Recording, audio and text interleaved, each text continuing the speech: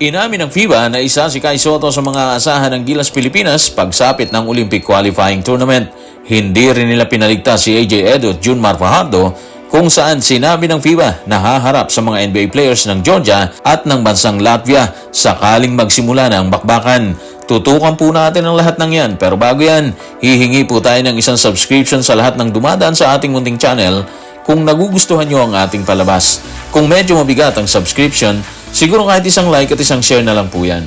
Okay na po ako dyan. Maraming salamat. Sa pagtulak ng Gilas Pilipinas sa Olympic Qualifying Tournament na gaganapin sa Riga, Latvia ngayong July 2-7, isa si Kai Sotto sa inaasahan ni Coach Tim Cone. Ang issue ay hindi nakaligtas sa FIBA nang sabihin nito na isa ang dating player ng Yokohama sa mga aasahan ng pambansang kupunan.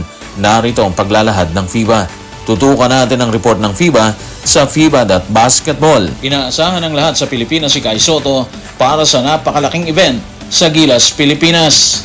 Ang ngayon ay 22 anyos na si Sotto ay hindi ganong katagumpay sa FIBA World Cup kung saan siya nag-average ng 6 points, 4 rebounds sa loob ng 14 minutes bawat laro. Umiskor ng 20 sa kanyang kabuuang 30 points at nagbaba ng 20 rebounds sa dalawang bakbakan. Pero si Kai Sotto ay nananatiling isa sa mga inaasahan ng bansa. Okay, wala namang duda na isa si Kai Sotto talaga sa aasahan ng Gilas Pilipinas sa paparating na OQT. Walang duda yan. Nabanggit na rin ni Coach Tim Cone yan sa mga nagdaang interview.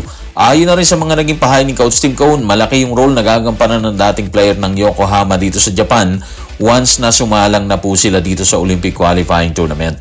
Binanggit na rin po ni Coach Tim Cone na kayang idomina ni Kai Sotto ang Asia base na rin sa nakikita niya rito. Ang problema niya ngayon is yung OQT. Dito kasi, ilang NBA players na matataas ang moral bukod sa malalaki at athletic ang makakaharap niya sa gitna, hindi ba? Like si Porzingis at Bertans ng Latvia. Sa Georgia, meron naman silang Goga Bitadze na matindi ang presensya sa loob. Andyan din si Sandro Mamukilasvili.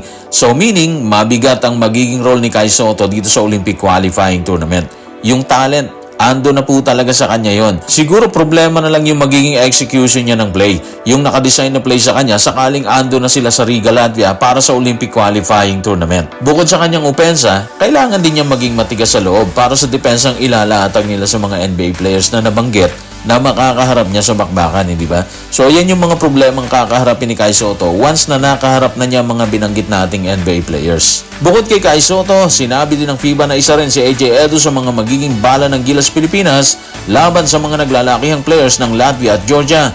Ano nga ba magiging role ni AJ Edu kasama si Junmar Fajardo base sa kanila? At ito ang nakikita ng FIBA sa isyong yan. Tutukan natin ang sinabi ng FIBA sa kanyang report sa FIBA.basketball. Malaking bahagi rin ng puzzle ng Pilipinas ang kasamang sentro ni Kai na si AJ Edu dahil kakailanganin niyang harangin ng naglalakihang NBA player na katulad ni Kristaps Porzingis ng Latvia at Goga Bitadze mula naman sa Georgia. Kasama rin si Junmar Fajardo. So ibig sabihin, kung ano yung problema ni Kai Sotto, magiging problema din ni AJ Edu at Junmar Fajardo. Sila yung magiging hadlang sa mga nabanggit na NBA players na posibleng magbigay ng problema sa Gilas Pilipinas. Opensa man yan or sa depensa, di ba? Obviously, ang hirap nilang depensahan. Unang-una kasi, katulad nung sinabi natin, ang tataas ng moral nila. At kapag mataas ang moral ng isang player, walang preno yan. Kahit ano feeling niya, kaya niyang gawin. Like si Jordan Clarkson sa World Cup, nung kalaban natin ng China, di ba? Ganon din nangyari kay Justin Brownlee. Kalaban din natin ng China. Dito sa Asian Games po yan, ha? Hindi sila napigilan ng China kasi feeling nila, angat sila sa iba. Ramdam nila, kaya nila nung mga time na yon. So, ganun yung feeling ng mga NBA player pagdating nila sa OQT. Yan yung posibleng magiging problema ng mga players na plano silang banggain sa gitna, di ba? Matapos isoko ng FIBA magiging participation ni Kai Sotto, AJ Edu at Junmar Fajardo sa Gilas, pinasok din nila ang usapin tungkol kay Jordan Clarkson at Justin Brownlee na dalawa sa mga naturalized player ng pambansang kupunan. Sino nga ba ang sa tingin ng FIBA ay posibleng makasama sa hanay? Tutukan natin ang sinabi ng FIBA sa report ng FIBA.basketball. Nananatiling hindi malinaw ang estado ni Jordan Clarkson para sa Olympic Qualifying Tournament. Pero nagpasikat ang NBA star sa kanyang unang major event para sa Pilipinas sa 2023 FIBA World Cup.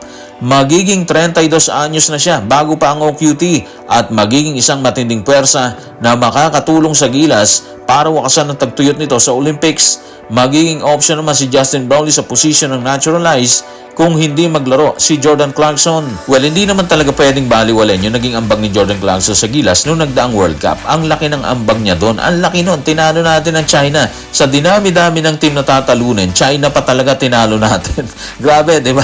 Parang may connect no? Anyway, base naman sa pahay ni Coach Tim, si Justin na yung sasalang dito sa OQT, di ba? Parang hindi naman natin naririnig ang pangalan ni Jordan Clarkson bilang isa sa mga pinagpipilian sa ngayon. Mas naririnig pa nga natin si Benny Boatwright ngayon Yung 4-year plan nila sa Gilas Pilipinas, parang si Justin at Boatwright na yung nakakasa dun Pero syempre, depende naman yan sa mga pagbabagong darating sa koponan. Hindi natin alam kung ano yung mangyayari sa future. Pero sa ngayon, Justin at Benny yung naririnig natin talaga dito.